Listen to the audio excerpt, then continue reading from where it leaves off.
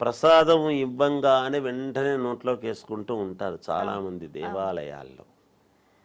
అంటే కాస్త ఒక చోట ఎక్కడో కూర్చొని ప్రసాదము తీసుకోవటం అనేటువంటిది పద్ధతి, శాస్త్రం. హ్మ్. ప్రసాదం కూర్చొని తినటం అనేటువంటిది అవసరం. అందుకనే మనం ఇళ్లలో భోజనాలు చేస్తే కూడా ఆ!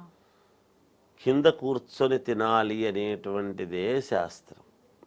ఆ కూర్చున్నప్పుడు తింటూ ఉన్నప్పుడు ఆ తినేటువంటి తిండి పరిపూర్ణముగా మనం ఎందుకు తింటున్నట్టు, మనం ఆరోగ్యం కోసం తింటున్నట్టు. అవునండి. మన ఆరోగ్యంతో బాగుండి హ్మ్. అన్ని రకాల జీవితంలో ముందుకు వెళ్ళటానికి హ్మ్. అనుకూలముగా ఉండటం కోసం మనం తింటున్నాం. కరెక్ట్. తినడం కోసమే పుట్టలేదు. హ్మ్. బ్రతకడం కోసం తింటున్నాం. తినడం కోసం బతకడం లేదు. హ్మ్. కాబట్టి ఆ తినేటువంటి తిండి ప్రసాదం అనేటువంటిది ఒక్క నిమిషం అలా కూర్చొని తిని కాసేపైనా ఒక్క నిమిషమైనా కూర్చొని లేయాలి అని. హ్మ్. అందుకనే చాలా వరకు ఏమవుతున్నది, అందరూ నిలబడి ఎప్పుడైతే తింటున్నారో, నిలబడి మంచినీళ్ళు తాగుతూ ఉన్నారో హ్మ్. అనారోగ్య పాలు ఎక్కువగా అవుతున్న కారణాలు అందుకే వస్తున్నాయి. ఓకే. ఓకే. ఎక్కడైనా పూర్వము హోటళ్ళైనా